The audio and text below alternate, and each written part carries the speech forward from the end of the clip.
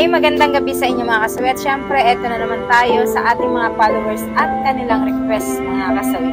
Pero itong followers na ito kasi totoo naman na lagi talaga siya nag-chat or nag-message sa akin mga kasawi. Ayan, shout out kay Jose Cruz. Ayan, gusto kita, hindi mo naman pinapansin ang message ko sa iyo. Thank you. So ayan, Jose Cruz, shout out sa'yo. Napansin na kita, eto na oh.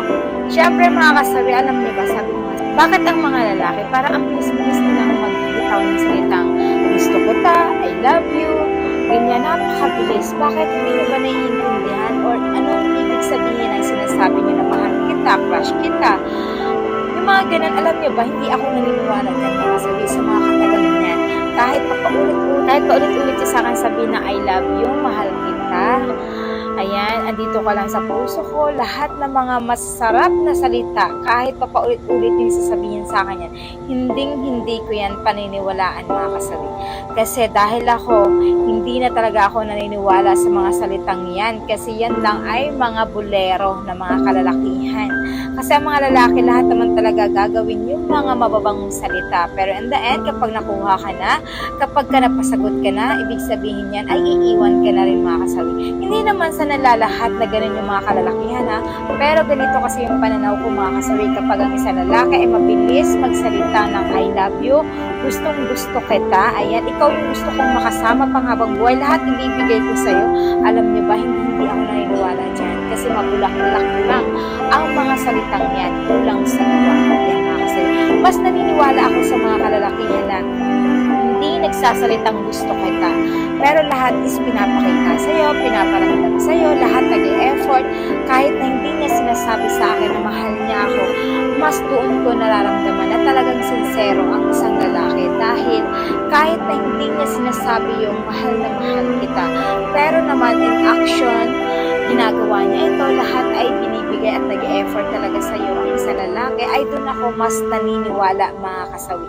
Hindi ako mabilis na maloko at hindi rin ako mabilis na maniwala sa mga kalalakihan na ganun yung ginagawa na ay, Diyos ko, mahal na mahal kita, advisor. Alam mo ba, kapag ikaw rin nakatuluyan ko, sobrang masaya ako. Alam mo ba, lahat ibibigay ko sa iyo. Ay, tama na po kayo kasi hindi po ako madadala dyan sa inyo. At higit po sa lahat sa ating sender, eto na po, na shoutout na kita. So, kung hindi man po kita nare-replyan, humihingi po ako sa inyo ng pasyensya. So, hindi po ibig sabihin nun ay hindi ko na kayo napapansin. Siyempre, lagi ko pong pinapaulit-ulit sa aking vlog mga kasawi na talaga hindi ko kayo agad-agad na nababasa. Kasi sa dami po ng message, kaya kahit yung iba, sobrang galit na, tumatawag na sila, nagko-call na sila, lahat ng ginagawa. Pero hindi ko pa rin nababasa kasi sabi ko nga sa inyo paulit-ulit, hindi naman po eto yung trabaho ko lang. Ang dami ko pong work kasi mula sa umaga hanggang alas 5, eto po, hanggang alas 6 is nasa work po ako. Yan mga kasawi, after ng work, syempre uwi na ako dito sa bahay, mag-aasikaso pa ako ng mga anak ko, lulutuin ko, papakainin ko pa sila. After nun, magbablog na po ako mga kasawi, kagaya ng ginagawa ko dito sa inyong harapan. So kung hindi ko man po kayo napapansin, kung ibig sabihin nangungulugan nun, talagang hindi ko kayo pinapansin. Busy lang po ako dahil marami po akong inaasikaso. Salamat po sa inyo dahil gustong-gusto nyo ako.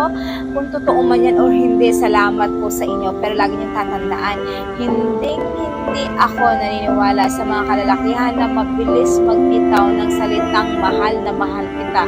Gustong-gusto kita, lahat ibibigay ko sa'yo. Hindi po ako naniniwala dyan. Kung talagang gusto mo ako, patunayan mo para sa akin yan, para naman ma-appreciate ko kung talagang totoo ba yung hangarin mo. Pero syempre mga kasawi, sabi ko nga, totoo naman na minsan may nagpaparamdam naman sa akin, pero hindi naman talaga ako willing na i-accept or nag-i-entertain ng mga kalalakihan. Dahil ito po paulit-ulit na sinasabi ha, sa ngayon po kasi, focus ko talaga ako sa mga anak ko.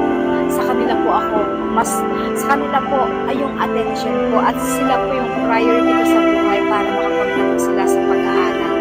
may tamang lalaki na para sa akin balang araw at kaya akong hintayin sa priority ko after nila.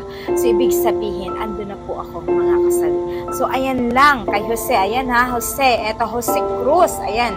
Thank you so much. Kung gusto mo po ako, maraming salamat. So, naway nabigyan kita. Ngayon, na shoutout na kita at napansin na kita. Hindi ko man nasisin yung message mo. Eto na na shoutout na kita.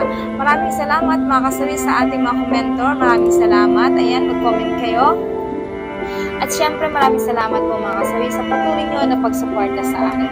Maraming salamat mga kasawi sa mga hindi pa po nakapag-subscribe. Pwede na kayo mag-subscribe, pwede na rin kayo mag-follow para updated kayo sa topic ko araw-araw. Magandang gabi mga kasawi.